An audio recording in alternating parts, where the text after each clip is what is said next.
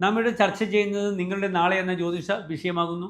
നിങ്ങളുടെ നാളെയിൽ നാളെ 2025 ജൂലൈ മാസം 13-ാം തീയതി രവിവാരം ഞായറാഴ്ച, അതായത് 1200 മിഥുനമാസം 29-ാം തീയതിയാണ് ഞായറാഴ്ച രവിവാരം. നാളെ തൃശ്ശൂർ സൂര്യോദയം കാലത്ത് 6:13, അസ്തമയം വൈകിട്ട് 6:47.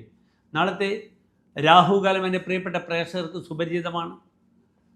വൈകിട്ട് 4:30 മുതൽ 6 മണി വരെയുള്ള സമയമാകുന്നു രാഹുകാലമായി നാം സ്വീകരിക്കുക. നാളത്തെ തിഥി കറുത്തപക്ഷത്തിലെ തൃതീയ തിഥിയാകുന്നു. കറുത്തപക്ഷം 5-ാം തീയതി വരെ ചന്ദ്രൻ ബലവാനാണ്. അതിനാൽ നാളത്തെ തിഥി നല്ലതാണ്. നാളത്തെ നക്ഷത്രവും കാലത്ത് 6:46 വരെ തിരുവോണം നക്ഷത്രം, അത് കഴിഞ്ഞാൽ അവിട്ടം നക്ഷത്രം. അതിനാൽ നാളെ അവിട്ടം നക്ഷത്രം ഭൂമിപരമായ വിഷയങ്ങൾക്കും ഭൂമിപരമായ ബ്രോക്കറേജ്, ചർച്ചകൾ, വാങ്ങൽ, വിൽപ്പന, ക്രയവിക്രയം, ഇതിനൊക്കെ വളരെ അനുകൂലമായ നക്ഷത്രമാകുന്നു അവിട്ടം നക്ഷത്രം. അവിട്ടം വാങ്ങാനും കൊടുക്കാനും പറ്റുന്നൊരു നക്ഷത്രമാകുന്നു. ഉത്തരത്രയത്തിൽപ്പെടുന്ന നക്ഷത്രമാകുന്നു. ഉത്രാടം, തിരുവോണം, അവിട്ടം, എല്ലാ ശുഭകാര്യങ്ങൾക്കും അവിട്ടം നക്ഷത്രം സ്വീകാര്യമാണ്. അതിനാൽ എൻ്റെ പ്രിയപ്പെട്ട പ്രേക്ഷകർക്ക് നാളത്തെ ദിനം തിഥി നല്ലതാണ്, നക്ഷത്രം നല്ലതാണ്. ആദിത്യൻ സാത്വിക സ്വഭാവമുള്ള ഒരു ഗ്രഹവും കൂടെയാണ്.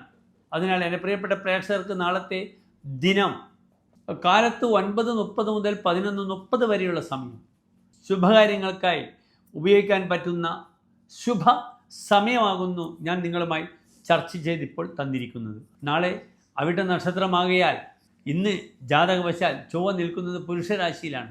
അതിനാൽ സുബ്രഹ്മണ്യ സ്വാമി ക്ഷേത്ര ദർശനം നടത്തുന്നത് വളരെ ഉചിതമാണ്.